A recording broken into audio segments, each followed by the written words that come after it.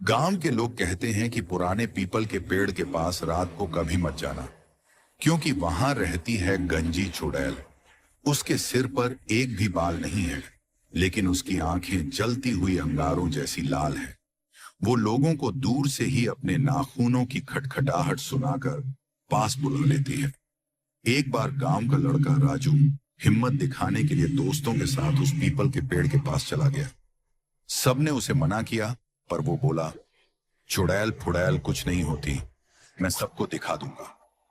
रात के 12 बजे जैसे ही वो पेड़ के पास पहुंचा, अचानक जमीन पर बालों का गुच्छा गिरा। राजू हंस पड़ा। देखो, चुड़ैल गंजी है, फिर ये बाल किसके?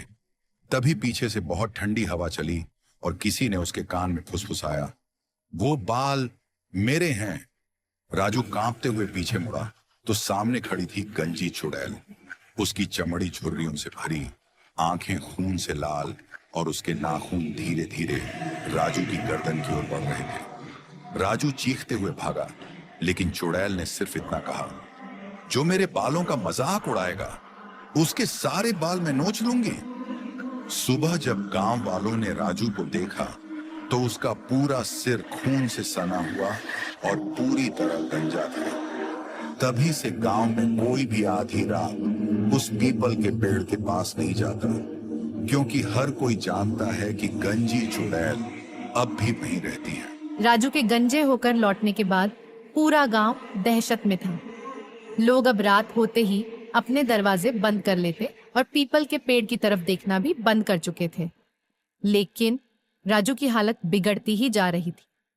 दिन ब दिन उसके सिर से खून रिसता और उसकी आंखें लाल होती जा रही थी, मानो चुड़ैल की आत्मा धीरे धीरे उसके अंदर घुस रही हो।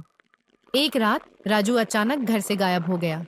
गांव वालों ने उसकी तलाश की और फिर देखा, वही राजू पीपल के पेड़ के नीचे बैठा था, लेकिन उसकी हंसी अब इंसानी नहीं थी। वो ठीक वैसी थी जैसी चुड़ैल की। राजू बोला, अब चुड़ैल मुझे छोड़कर नहीं जाएगी, वो मेरे अंदर बस चुकी है। इतना कहते ही उसके सिर से बालों की जगह काले काले कीड़े निकलने लगे। लोग डरकर भाग गए, लेकिन कुछ ने साफ देखा, राजू के पीछे खड़ी थी वही गंजी चुड़ैल, और इस बार उसके सिर पर थोड़े थोड़े बाल उग आए थे। मतलब वो चुड़ैल राजू के बाल चुराकर धीरे धीरे अपनी शक्ल पूरी कर रही। गांव के बुजुर्गों ने तब बताया, ये गंजी चुड़ैल पहले इंसान थी। लोग उसके गंजेपन का मजाक उड़ाते थे। अपमान सह न पाने पर उसने जान दे दी। अब वो मरकर हर उस इंसान को अपना शिकार बनाती है जो उसके रहस्य को छेड़े।